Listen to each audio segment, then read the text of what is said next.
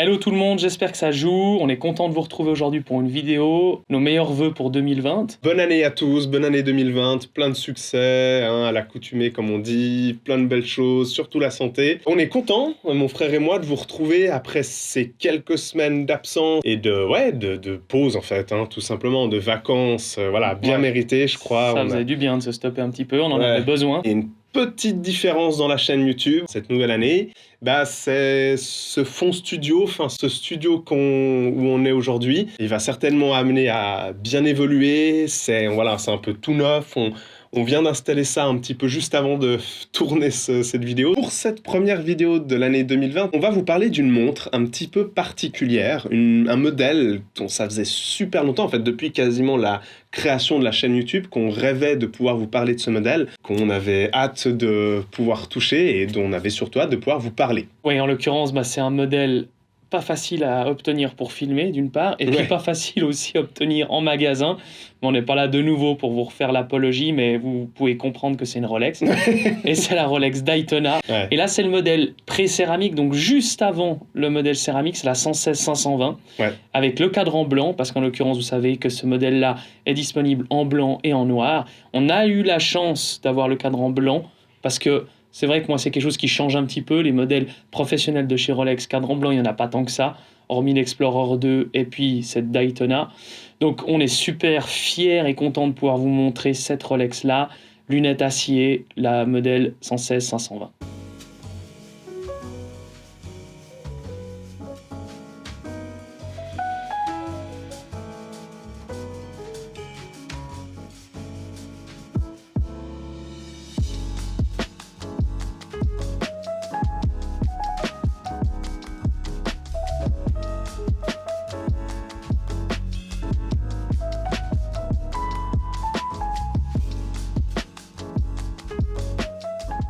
On va vous parler un peu d'histoire de cette montre parce que c'est un des modèles les plus mythiques de l'horlogerie, en tout cas qui a réussi à se hisser comme aujourd'hui l'un des modèles les plus mythiques. Et mon frère va vous parler un peu plus de son histoire. Officiellement, la Rolex Daytona est faite pour le circuit de la course Daytona, donc qui se passe aux États-Unis, en Floride. Il a apparu d'abord en 1959, mais officiellement présenté par Rolex, qui était le premier prix pour le vainqueur de cette fameuse course Daytona.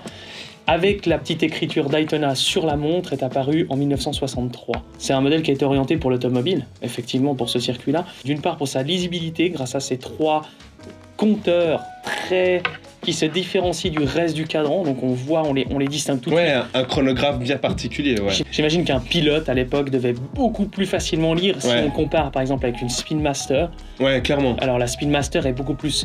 Les compteurs sont fondus dans le reste du cadran, alors que là, ils pètent aux yeux parce qu'il y a une différence. On est dans l'ordre de quelque chose de très subjectif, mais de faire la différence entre un chronographe particulièrement visible et un chronographe qui l'est peut-être un tout petit peu moins, mais c'est vrai que c'est une montre qui est assez impressionnante pour ça.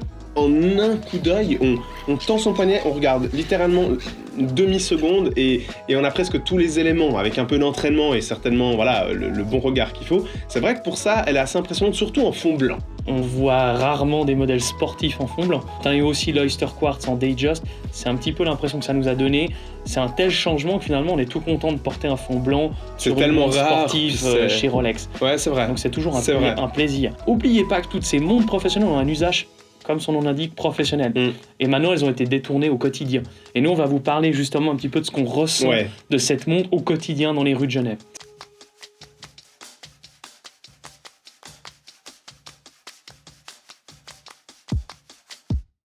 À moi de débuter un petit peu cette réaction un petit peu à chaud finalement, parce que comme mon frère l'a dit, c'est vrai que c'est des montres professionnelles. On n'est pas pilote, on n'est pas plongeur, mon frère l'a dit. Par contre, on est citadin, on porte les montres pour un usage quotidien dans des circonstances assez différentes, mais c'est là-dedans que nous on va vous parler. C'est après une journée à Genève, il faisait super beau ce jour-là, c'était vraiment super cool.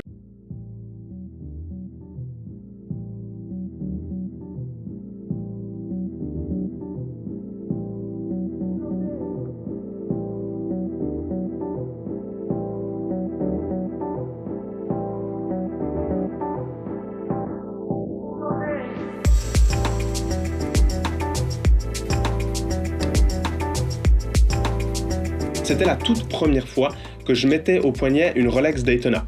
Et pourtant, en tant que passionné d'horlogerie, Dieu sait à quel point j'en ai entendu parler de cette Rolex Daytona, Dieu sait à quel point je me suis renseigné sur elle, j'ai appris plein de trucs sur cette montre, j'ai bavé devant des photos sur Pinterest, sur Instagram. Ça faisait partie de, je sais pas, de ces 5 modèles que compte l'horlogerie dont j'avais vraiment hâte de mettre au poignet. Et honnêtement, la réaction, elle est cool, quoi. Je suis hyper content. Mais elle était particulièrement incroyable parce que c'était pas dans les dernières références. La lunette en acier, j'adore. Je suis tachymètre, la lunette tachymètre en acier, mais je suis hyper fan. On va vous en parler davantage, mais c'est vrai que ces nouvelles lunettes en céramique, enfin nouvelles, entre guillemets, moi, ça me fait ni chaud ni froid, et il y a quelque chose qui me touche même beaucoup moins que de l'acier comme ça. Là, on est sur une boîte aux proportions, avec les poussoirs, chronographe, la couronne, la lunette en acier, ce fond clair aussi, qui était juste incroyable. Voilà, on est sur une montre. Il y a quelque chose qui me touche avec cette Rolex Daytona, c'est que l'arrière de la boîte est tout arrondi. On est sur une boîte qui finalement est très ronde. Personnellement, ça m'a pas mal touché, puis ça m'a pas mal marqué. Je m'attendais pas à ça en fait. J'ai eu un feeling avec cette montre qui était super dingue. Alors, tout ça pour vous dire que voilà, moi je suis très très content d'avoir pu mettre au poignet un modèle iconique par-dessus tout et où la réaction elle est waouh. Elle est cool. Et même si c'est une Rolex. Mais ça, c'est perso et c'est subjectif. Encore une fois, vous savez très bien que je suis amoureux de cette marque. Et puis, la Daytona, encore une fois, ne fait pas exception. Et d'autant plus parce que ça a toujours été, quand je t'en ai parlé, quand on est rentré dans ce milieu de l'horlogerie, ça fait pas si longtemps que ça.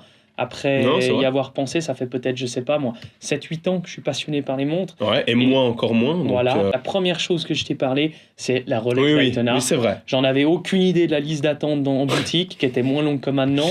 Ouais. Heureusement que c'était pas encore là, parce que sinon ça m'aurait dégoûté. Enfin bref, tout ça pour vous dire que cette Rolex Daytona, pour moi, c'est un mythe.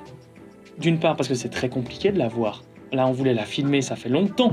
On négocie, ça fait longtemps qu'on essaie de la voir. Ça fait depuis qu'on a commencé la chaîne YouTube. Voilà, qu'on la cherche à droite, à gauche. Peu de gens en ont et sont prêts à la prêter. Là, on a eu la chance de la voir et on remercie fort la personne qui va tout de suite se reconnaître en regardant la vidéo de nous l'avoir prêtée. Là, on est vraiment dans une montre qui est très récente, mais qui a subi une amélioration qui n'est pas négligeable. C'est depuis la dernière qui vient de sortir en 2016. C'est la lunette en céramique. Et j'étais pas du tout de l'avis de mon frère quand on en parlait en amont sur le fait que la céramique lui plaisait pas trop. Et ça m'a jamais plu, non, effectivement. Voilà, finalement, moi je trouve que l'accord montre en acier, lunette en acier avec fond blanc, c'est une montre qui a beaucoup de personnalité. Surtout la personne qui nous l'a prêtée en a beaucoup. C'est une personne qui la porte tous les jours.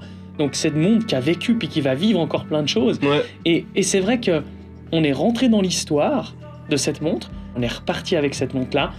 Et moi, elle m'a fait quelque chose. J'adore la Daytona, mais d'autant plus ce modèle-là m'a fait quelque chose. C'est une des choses aussi très cool, la manière dont on fonctionne avec cette chaîne YouTube, mon frère et moi. On se fait souvent, enfin pas souvent, quasiment tout le temps, prêter les montres, soit par des marques, soit par des particuliers. Et à chaque fois, il y a une histoire autour de ces prêts. La montre en elle-même, le modèle a une histoire. La manière dont on nous la prête, ou la personne qui nous la prête, là aussi, il y a une histoire. Et c'est cool, et c'est cool. Et c'est vrai que ça amène toujours à discussion.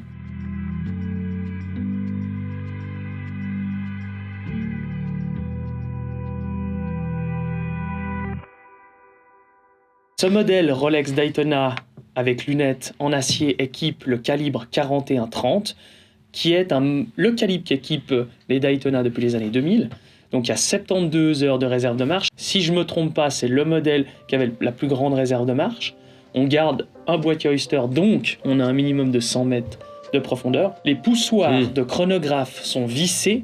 Il y a 2 utilisations à ça. La première et la plus importante, c'est vissez-les avant de la passer sous la douche, parce que sinon il y aura un problème, il y aura des petites bubules. Et puis c'est la deuxième chose qui est aussi importante, et c'était surtout quand on parle de montre-outil, on revient de nouveau à ça, c'était pour éviter, une fois qu'on actionnait le chronomètre, on avait tendance à les revisser pour éviter un arrêt involontaire. On voulait vraiment sécuriser, c'est pour sécuriser les poussoirs de chronographe. On a un verre en saphir, ça je crois que j'ai pas besoin de le préciser. On sait que toutes les Rolex, les dernières Rolex depuis de nombreuses années, sont en verre saphir. C'est une 40 mm, voilà, un peu du standard de chez Rolex, même si maintenant ils ont aimé faire un petit peu des plus grandes. Moi j'adhère pas forcément, pour moi la Rolex c'est 40 mm. On est aux alentours des 13, 12 et demi mm de largeur de boîtier, ce qui rend finalement une montre assez mince au poignet. C'est vrai. Pour une sportive, Ouais. très facilement à porter. Et comme tu le disais tout à l'heure, c'est quand même des arêtes très arrondies, donc qui rend la montre beaucoup moins carrée Ouais. qu'il peut l'être par exemple comme une Batman. D'où d'ailleurs ce constat qui est assez intéressant, c'est que ça n'a jamais choqué personne de voir quelqu'un en costume, avec un beau costume de pièces, avec une Rolex Daytona au poignet. Parce qu'elle est fine, parce qu'elle se fait pas trop voir, elle est arrondie comme ça. Il y a quelque chose de très élégant dans cette montre.